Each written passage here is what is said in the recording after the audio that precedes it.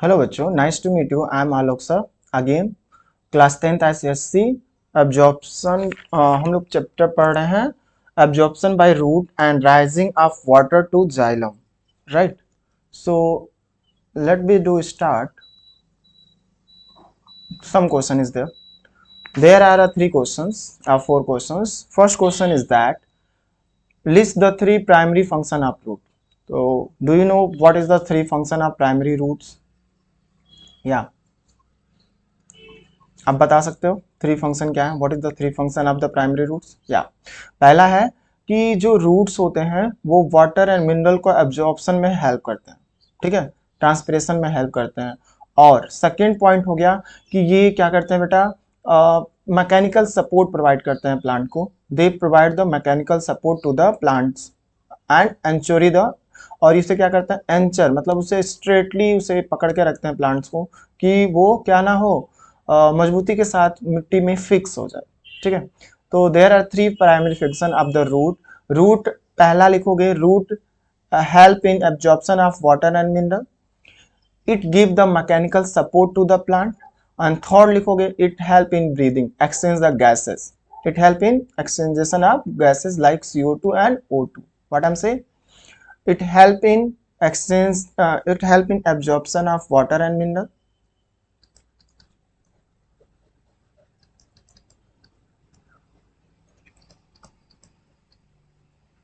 Absorption of water and mineral, ठीक है। It help in fix the plant into the soil,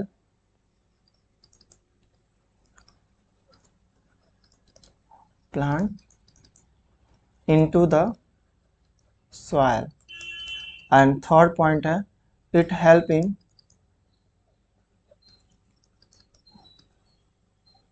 और किस, breathing या exchange the gases.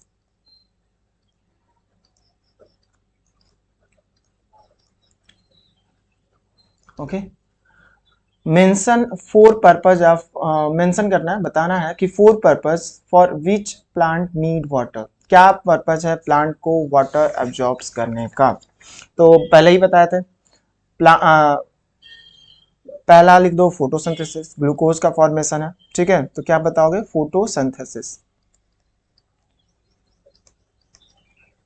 For photosynthesis. दूसरा बताओगे कि टर्जिडिटी प्रोवाइड करता है, क्या प्रोवाइड करता है,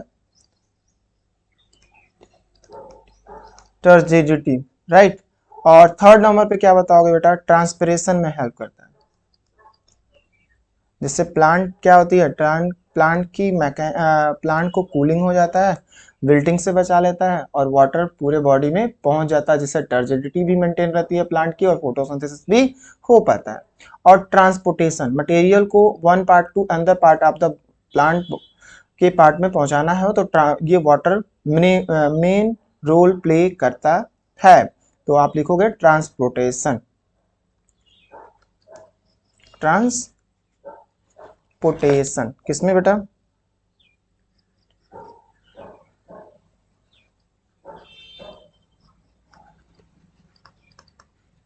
ट्रांसपोर्टेशन, राइट। तो ये four example mention the four purpose, मतलब वाटर का क्या यूज है, वो फोर पर्पज बताइए प्लांट में। तो first is there are four main uses, first is photosynthesis, second in turgidity, third is transpiration, fourth is transpiration. Where are mineral nutrient mostly use in plant, plant में mineral and nutrients mostly ज्यादातर कहाँ use होते हैं?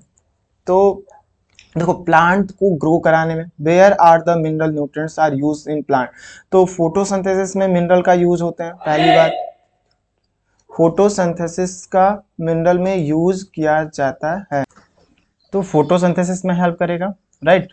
And water का uses जो है photosynthesis, where mineral nutrient mostly use in plant, photosynthesis, right. After that ये आपका कहाँ पे, वेयर मोस्टली यूज कहाँ पे और ज़्यादा होगा मिनरल्स का, तो बेटा ये क्लोरोफिल का फॉर्मेशन करने में, प्लांट की ग्रोथ लगाने में, ठीक है, और प्रोटोप्लांट के कंस्ट्रक्शन में भी यूज होगा, ठीक है। फास्फोरस मतलब सेल डिवीजन, जब प्लांट का सेल डिवीजन होता है, सेल का डिवीजन होगा प्लांट के सेल का, तो उसमें इसका यूज होगा। कैल्शियम जो है प्लाज्मा मेम्ब्रेन, सेल के जो आउटर मेम्ब्रेन होते हैं प्लांट सेल के, उसमें प्लाज्मा मेम्ब्रेन जो होता है उनके मेंटेन करने में लगाएगा। और सल्फर अमीनो एसिड को यूज करने में। तो कहाँ कहाँ पे where are the mineral nutrients mostly use in a plant, तो सबसे पहला फोटोसिंथेसिस लिखना।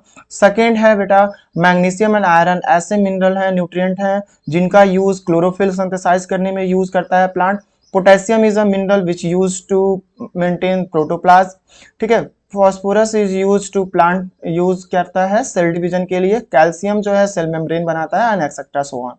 List three main character of the root that suit them to draw water from the soil.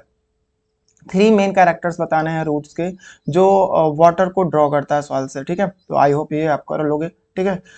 आते हैं नेक्स्ट टॉपिक पे, absorption and condensation of water and mineral, ठीक है। वाट absorption कैसे होता है, कंडेंसेशन क्या कंडेंसन क्या होता है वाटर का एंड मिनरल का, कैसे। तो the entire mechanism of absorbing water and mineral from the soil by the roots, ठीक है। जो ये मैकेनिकल है, मैकेनिज्म है, ठीक है, जो एब्जॉर्ब करने का वाटर को एब्जॉर्बिंग करने का जो प्रोसेस है, ठीक है, प्लांट सेल के द्वारा, मिनरल फ्रॉम द सॉइल के द्वारा बाय द रूट हेयर होना चाहिए। It movement through the thickness of the roots, ये movement thickness and subsequently in upward condensation through the stem. As a result, main phenomena बहुत 5 main phenomena है, imbibation, diffusion, osmosis, active transport and turgidity and flaccidity, जिसमें plasmolysed cell और डीप्लाज्मोलाइज्ड cell के बारे में हम पढ़ेंगे। ओके तो फर्स्ट ऑफ ऑल हम बात कर लेते हैं इम्बाइबेशन के बारे में, ठीक है। तो इम्बिनेशन एक प्रोसेस है। Imbibition is a phenomena by which living और dead plant cell absorb water by surface attaching, ठीक है। तो लिविंग सेल जैसे कि आप ग्राम को, चने को, राजमा को, एक आपके बुक्स में दिया भी है डायग्राम्स, ठीक है, उसमें क्या करते हैं हम इसको डालते हैं, ठीक है। आई होप इसमें अभी नहीं है। उसको क्या करते हैं बेटा, एक बकेट लेते हैं या एक बकेट नहीं, एक कंटेनर लेते हैं, उसमें सीड्स डाल देते हैं और वाटर डाल देते हैं। कुछ समय के बाद इम्बाइबेशन प्रोसेस के वजह से सीड की जो सीड कोट होती हैं उनके बीच में वाटर्स भर जाएगा और ये सीड कहाँ आ जाएंगे, बाहर। ये जगह इनके लिए कम पड़ने लगेगी और वो same seed same water but seed आ जाएंगे बाहर कैप को खोल के, ठीक है। तो इस प्रोसेस को बोलते हैं इम्बाइबेशन, ठीक है। इम्बाइबेशन दोनों में होता है, living cell and dead cell both में पाया जाता है। Imbibition is a phenomena by which the living and dead plant cell absorb water, जिसमें plant and dead plant cell and living cell क्या करते हैं, वाटर को एब्जॉर्ब करते हैं सरफेस अट्रैक्शन की वजह से, ठीक है। तो जैसे आप घर में फ्लोर यूज करते हो आटे, उनमें जब वाटर आप डालते हो तो फ्लोर इतना सा फ्लोर होता है, जब सानते तो एक सॉलिड और उसमें फ्लोर में क्या आ जाता है, स्वेलिंग आ जाती है, आप देख पाते हो, ठीक है। तो सिमिलरली इसी तरीके से इम्बाइबेशन, एक वो डेड हो गया और ये लिविंग हो गया। तो substance which are made up of cellulose, जो भी सब्सटेंस सेलुलोज का बना होगा या प्रोटीन का बना होगा वो हाइड्रोफिलिक होते हैं। कैसे होते हैं, हाइड्रोफिलिक, जिसमें वाटर की संख्या ज्यादा होती है, मतलब वाटर को वो strongly affinity for the water, मतलब वाटर को होल्ड करने की कैपेसिटी इनमें ज्यादा होती है। They imbibe water and moisture and swell up, जैसे ही ये इम्बाइबल वाटर्स पाते हैं या मॉइस्चर्स पाते हैं, ये क्या कर जाते हैं, स्वेल कर जाते हैं। जैसे कि ड्राई सीड मैंने अभी बताया, वुडन डोर ले लो, swell up on contact with the water, जैसे ही ये वाटर के कंटेक्ट में आएंगे ये क्या कर जाएंगे, स्वेल कर जाएंगे, ठीक है।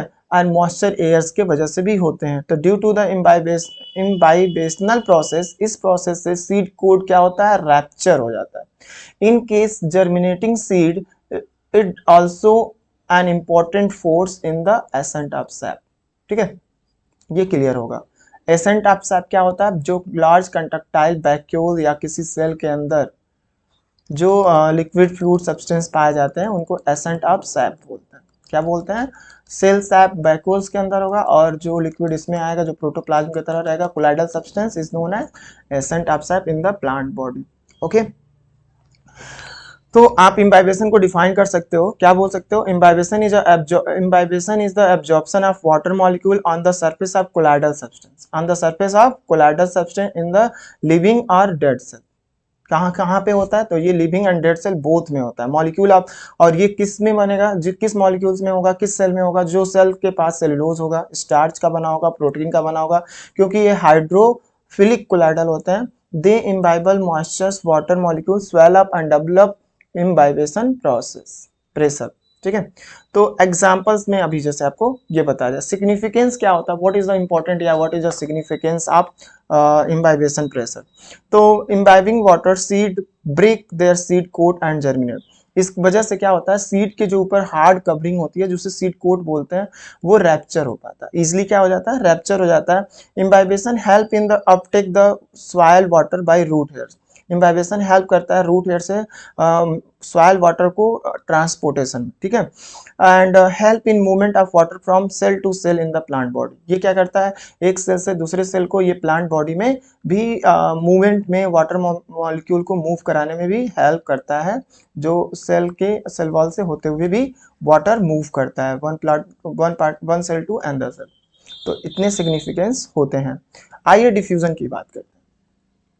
डिफ्यूजन क्या है बेटा, तो ये समझ जाओ, movement of water, no, movement of other substance such as in the form of solvent, gas या liquid, but not a water as a water। ठीक है, वाटर को क्या बोलेंगे, ऑस्मोसिस प्रोसेस से होगा। तो diffusion the free movement of molecule of a substance, the free movement of molecule of a substance solute, solvent and gas from the region of the higher concentration up to the region of its lower concentration of the region is known as diffusion। Okay, तो diffusion में आपका definition क्या हो जाएगा, when diffusion is the free movement of molecules, ये भी बोल सकते हो, it is a free movement of molecule from, किस फॉर्म में होते हैं वो मॉलिक्यूल, सॉल्यूट के फॉर्म में, सॉल्वेंट के फॉर्म में, गैस के फॉर्म में, लिक्विड के फॉर्म में हो सकते हैं, किसी भी फॉर्म में हो सकता है, solid, liquid, gas, from the region of their higher concentration to region of their lower concentration when two are in directly contact. Okay, diffusion easily determine किया जा सकता है इन सिंपल एक्टिविटी के द्वारा। एक एक्टिविटी बताई जा रही है, देखिए यहाँ पे एक बीकर लिया गया है, ठीक है, इसमें हम क्या किए, शुगर क्यूब डाल दिया गया है, small tablet soluble dye and crystal potassium. Potassium सबसे बेस्ट एग्जांपल है, पोटेशियम पोर्ट करोगे तो उसमें कलर्स भी आते हैं। Permanent and beaker continue to water in corner, एक कॉर्नर में जैसे ही पोटेशियम परमैंगनेट डाला जाएगा तो इसका डिफ्यूजन आपको, अगर ग्लास बीकर्स में देख रहे हो तो ये बहुत तेजी से कलर के साथ ब्राउन कलर देता है और ये विजिबल भी होता है, ठीक है। तो द डाई या पोटेशियम परमैंगनेट स्लोली डिसॉल्व, वो धीरे धीरे क्या होता है, वाटर में डिसॉल्व होते हैं और उसके मॉलिक्यूल पूरे वाटर बॉडीज में क्या होता है, स्प्रे होने लगते हैं, फैलने लगते हैं। Eventually the molecule of the substance are diffuse, इसी को बोलते हैं कि जो सब्सटेंस का मॉलिक्यूल है वो डिफ्यूज हो गया है uniformly through the water, water के अंदर और वाटर के द्वारा।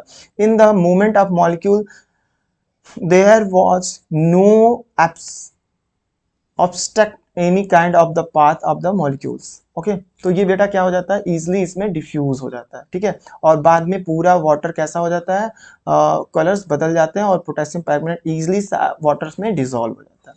तो इस डिसॉल्वेशन को ही क्या बोलते हैं, डिफ्यूजन कहलाता है। क्या कहलाता है, डिफ्यूजन।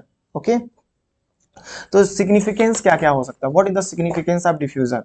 तो देखो, एक्सचेंज द कार्बन, डिफ्यूजन का सिग्निफिकेंस है CO2 एंड O2 को एक्सचेंज कराना between the leaf and outside of the atmosphere, ठीक है। लीफ के अंदर जो स्टोमेटा होते हैं उसके through CO2 in and out होते हैं, O2 इन एंड आउट होते हैं, ठीक है।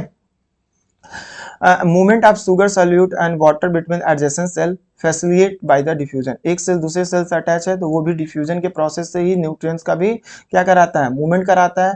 और loose of water as water vapour form take place by the diffusion, water vapour भी जो है वो गैस फॉर्म में हो गया तो उसका भी क्या होगा, डिफ्यूजन होगा, ठीक है। और स्मेल ऑफ फ्लावर, जो फ्लावर के स्मेल्स होते हैं, ठीक है, फ्लावर के जो प्लेजेंट स्मेल होते हैं वो पूरे जैसे परफ्यूम आप स्प्रे कर रहे हो तो पूरे room one corner to another corner तक पहुंच रहे हैं due to the diffusion process. Okay, अब आइए समझते हैं ऑस्मोसिस के बारे में।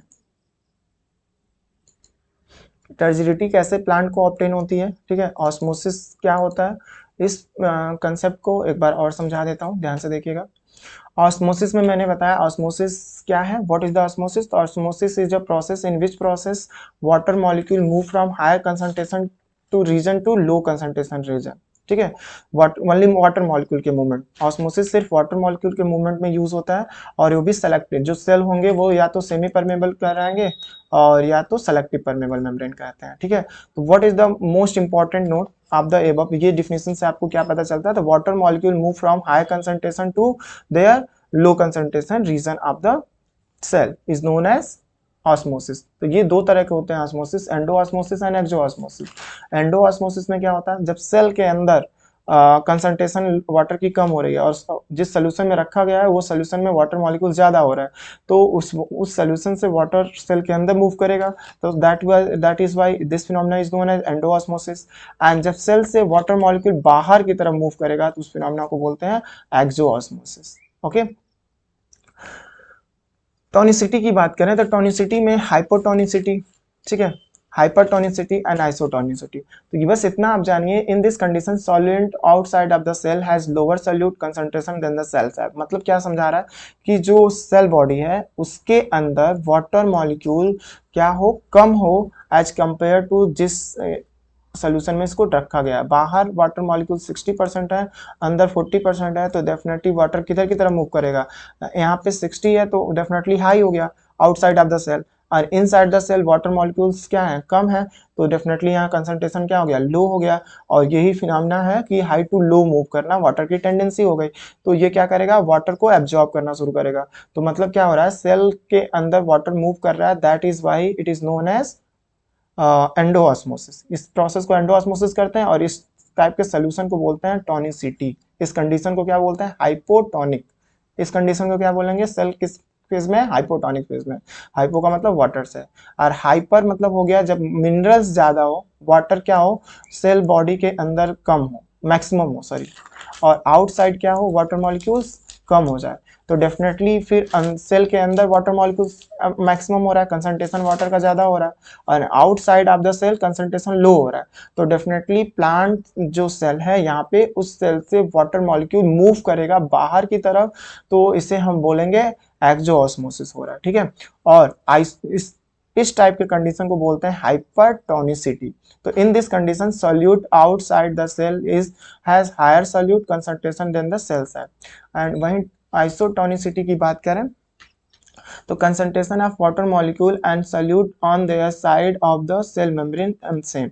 मतलब क्या हो कि जिस सेल को जिस सोल्यूशन में रखा गया है वहां भी वाटर मॉलिक्यूल 40 है और सेल के अंदर भी वाटर मॉलिक्यूल 40 हो, तो मतलब वाटर मॉलिक्यूल का कंसंट्रेशन आउटसाइड भी सेम और इनसाइड भी, बोथ आर सेम। तो जब सेम होते हैं तो वाटर मॉलिक्यूल मूव नहीं करेंगे, तो इस टाइप के कंडीशन को बोलते हैं आइसोटोनिसिटी। और अब सोल्यूशन की बात करें तो जो सोल्यूशंस है, ठीक है, उनमें भी यही है, हाइपरटोनिक टॉनिक सोल्यूशन कब बोला जाएगा, आइस और हाइपोटोनिक सोल्यूशन कब बोला जाएगा, आइसोटोनिक सोल्यूशन हम इसे कब कंसीडर करेंगे, व्हेन।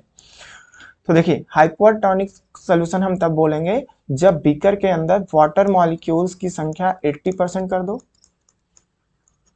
और सेल को पोवर्ट कर रहे हैं, लाइक अमीबा सेल या जो भी सेल है उसमें डाल रहे हैं, उस सेल के अंदर वाटर मॉलिक्यूल मान लीजिए 20% या 30% है, ठीक है। बीकर में वाटर की मात्रा ज्यादा है, साल्ट की मात्रा क्या हो रही है, आप 30 ही रखो, ठीक है। तो इस टाइप के सोल्यूशन को बोला जाएगा हाइपरटोनिसिटी, हाइपो।